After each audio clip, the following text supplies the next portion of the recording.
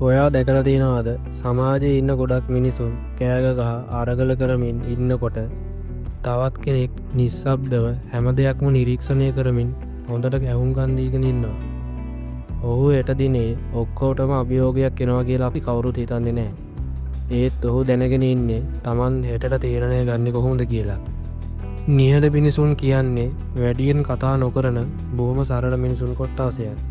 නමුත් ඔවුන් තුළ තියෙන්නේ බොහොම බලවත් ලෝකයක්.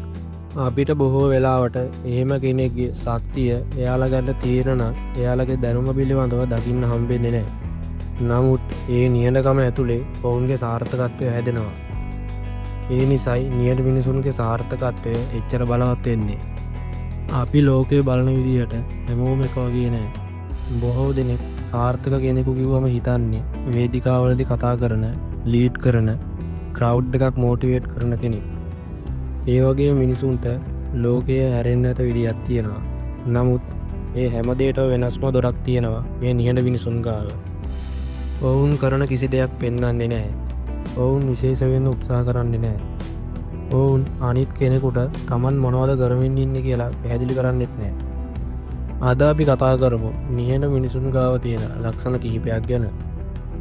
ඔවුන්ගේ නිහඬකම කාරණ ශක්තියක් විදියට භාවිතා කරනවා.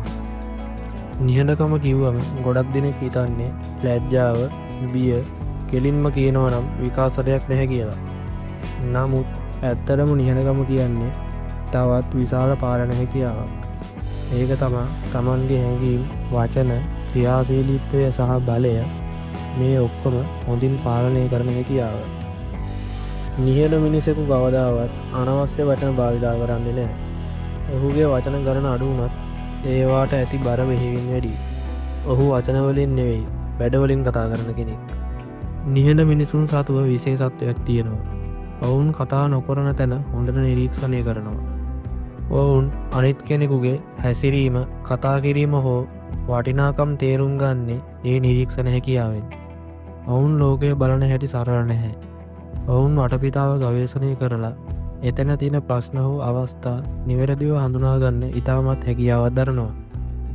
එතනින් තමයි ඔවුන්ගේ තීරණ එන්නේ. උදාහරණයක් වශයෙන් ලෝ ව්‍යාපාරිකයන් ගොඩක් අය Tamanගේ හැසිරීමේ සාර්ථකත්වය එයාලගේ ඔබ්සර්වින් පවර් එකට උරුම කරනවා. ඒ හැමෝම අවුට්ස්පෝකන් නෑ. නමුත් ඔවුන් ලෝකය හොඳට කියවන්න දන්නවා. සාර්ථකත්වය කිව්වම බොහෝ දෙනෙක් හිතන්නේ පිටින් පෙන්නන විශාල ජයග්‍රහණ, ලැබුණු සම්මාන හෝ ජනප්‍රියත්වය වගේ දේවල්. නමුත් නිහඬ මිනිසුන් සාර්ථකත්වය සොයන්නේ ඒ දේවල් වලින් නෙමෙයි. ඔවුන් සාර්ථකත්වය සොයන්නේ Tamanට දැනෙන සංසුන් බවකි. ඔවුන් හට සතුට දැනෙන්නේ මම මගේ පාරමිතාවන්ට අදාළව ජීවත් වෙනවා කියන හැඟීමෙන්. නිහඬ මිනිසුන්ට තියෙන වටිනම දේ තමයි Taman තුළ Taman ගැන හොඳ විශ්වාසයක් තියෙන එක. ඔවුන් වෙන කෙනෙක්ගෙන් වටිනාකමක් ලබා ගැනීමට උනන්දු වෙන්නේ නැහැ. ඒ නිසා ඔවුන් කවදාවත් අනිත් අයට ඕන විදිහට ජීවත් වෙන්න උත්සාහ කරන්නේ නැහැ. ඔවුන් Tamanගේම සැලසුමකට අනුව කටයුතු කරනවා. නිහඬ මිනිසුන්ගේ ප්‍රොඩක්ටිවිටි බොහෝ විට අනිත් අයට හරි පුදුමාකාරයි. ඒ නිසායි මේ කාණ්ඩයේ මිනිසුන් ගොඩක් වෙලාවට ඩිවෙලොපර්ස්, රයිටර්ස්, රිසර්චර්ස් වගේ ශේත්‍රවල වැඩ කරන්නේ. ඔවුන්ට ඔවුන්ගේ කාර්යය වෙනුවෙන් ගොඩක් හොඳට මහන්සි වෙලා වැඩ කරන්න පුළුවන්. නිහඬ මිනිසුන් කවදාවත් කතා බහින් බිනෙන්නේ නැහැ. වටපිටාව තීරණය වෙන්නේ ඔවුන් හරහා. ඔවුන්ට Tamanගේ ලෝකය තුළම ඇතුළින් යන්න පුළුවන් නිසා තමයි ඔවුන්ට වැඩක් ගැන ගැඹුරු වශයෙන් සිතන්නට හැකි වෙන්නේ. නිහඬ මිනිසුන්ට තියෙන තවත් විශේෂ හැකියාවක් තමයි කාලය තේරුම් ගන්න එක. ඔවුන් කවදාවත් ඉක්මන් තීරණවලට යන්නේ නැහැ. ඒත් අවස්ථාවක් ඇවිත් වරදිනකම් ඔවුන් හොඳට තේරුම් ගන්නවා. ඔවුන් ඔවුන්ගේ කාර්යයන් පිළිබඳව ආරම්භයේ සිටම හොඳින් සැලසුම් කරනවා. ඒ නිසායි ඔවුන් සාර්ථක වෙන්නේ. අවසාන වශයෙන් මට ඔයාට කියන්න තියෙන්නේ නිහඬ කෙනෙකු වීම කියන්නේ අවුලක් නෙමෙයි. ඒක ඔයා තුළම තියෙන බලවත් විශේෂත්වයක් වෙන්න පුළුවන්. ලෝකය පිරී තියෙන්නේ කතා කරන මිනිසුන්ගෙන්.